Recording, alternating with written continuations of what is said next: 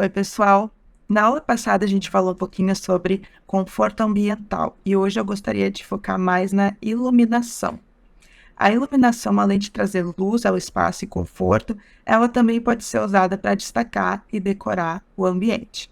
Eu trouxe como exemplo um nicho com uma iluminação embutida que está destacando um objeto e também eu trouxe um exemplo da luminária sendo usada como decoração.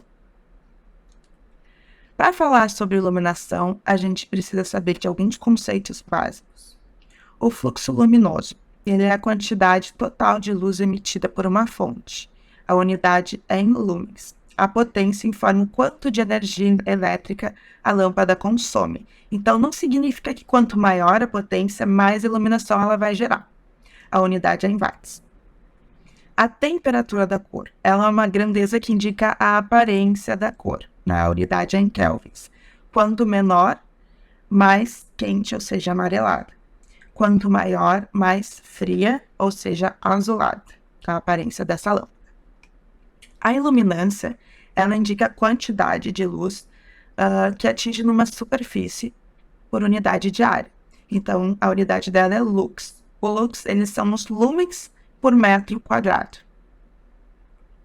A eficiência luminosa é a relação entre o fluxo luminoso e a potência energética.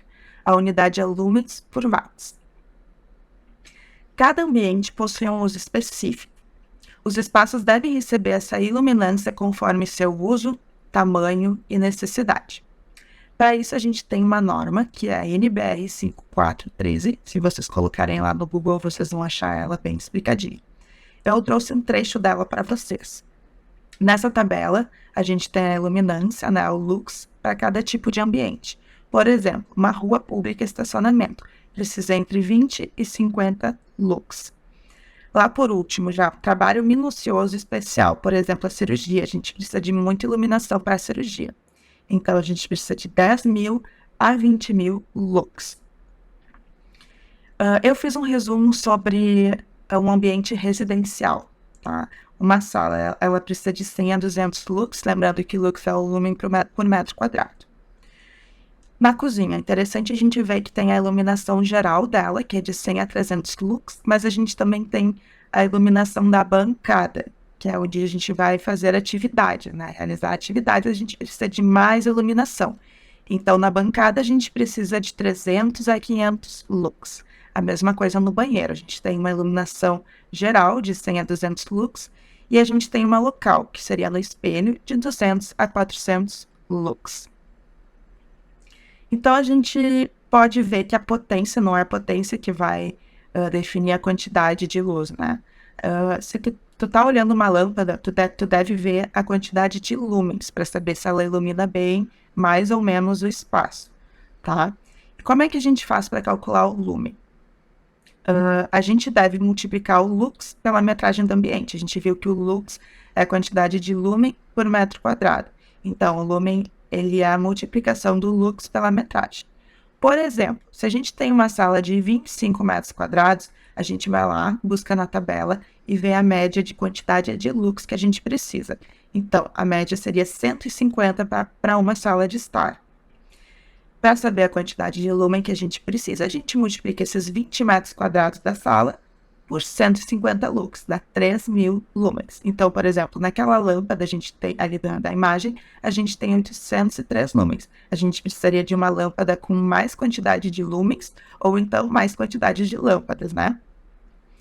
Já numa bancada de cozinha, a gente considera que tem uma bancada de 1,5 metros quadrados, né? A média a gente já viu ali que é 400 lux, então a gente multiplica esses 1,5 metros quadrados por 400 lux, dá 600 lumens. Essa lâmpada já funcionaria para uma bancada.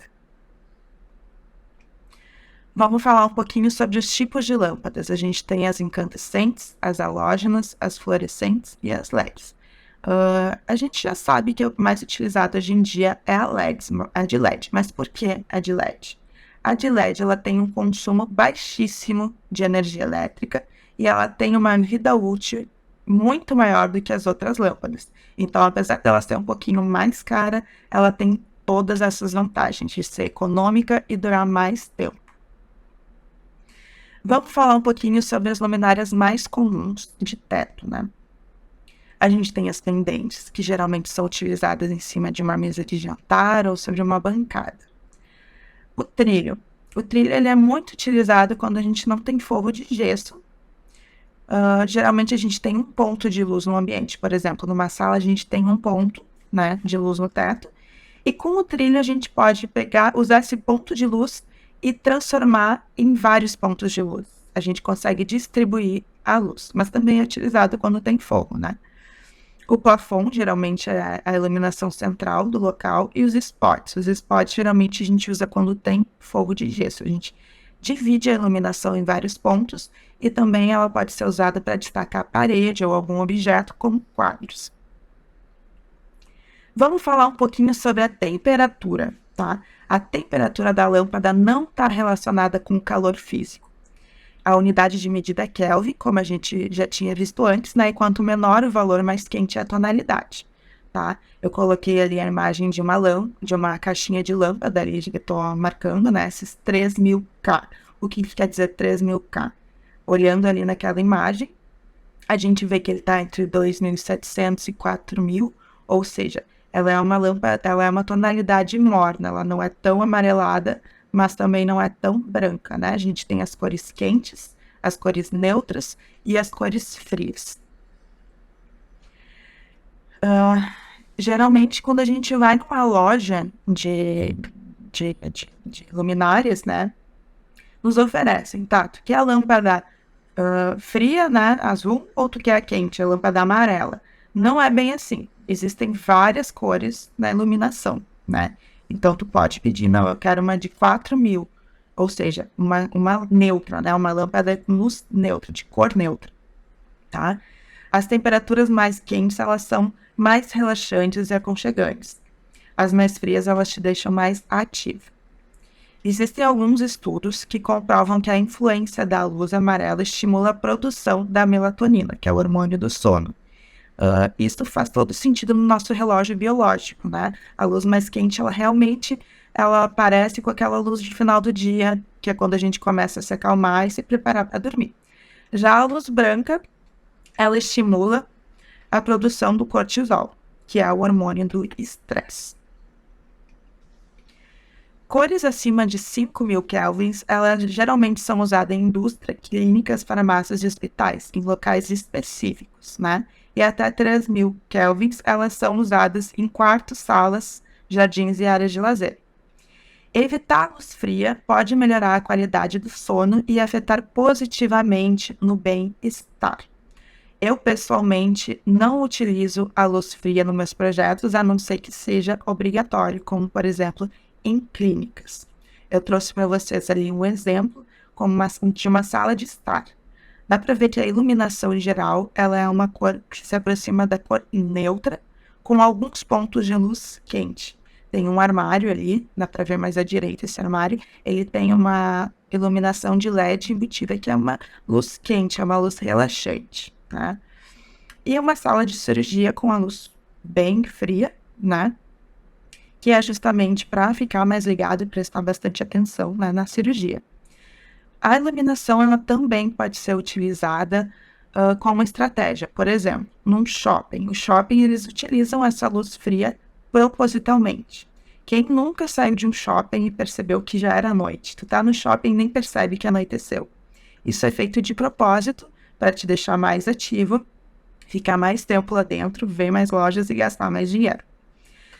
Hoje eu falei um pouquinho sobre a iluminação e na próxima aula eu vou falar sobre revestimento. Se ficou alguma dúvida, vocês podem me chamar pelo Instagram, é @marcelaklein_arquitetura. Até a próxima! Você acabou de assistir uma aula oferecida pela Certificado Cursos Online. Ao final de seus estudos, você poderá solicitar o seu certificado de conclusão. Basta acessar www.certificadocursosonline.com e realizar um teste para comprovar os seus conhecimentos. O nosso certificado é válido em todo o Brasil e pode ser utilizado para atividades complementares, concursos públicos, prova de títulos, abrilhantar em seu seu currículo, aumentar as chances de conseguir um bom emprego e muito mais.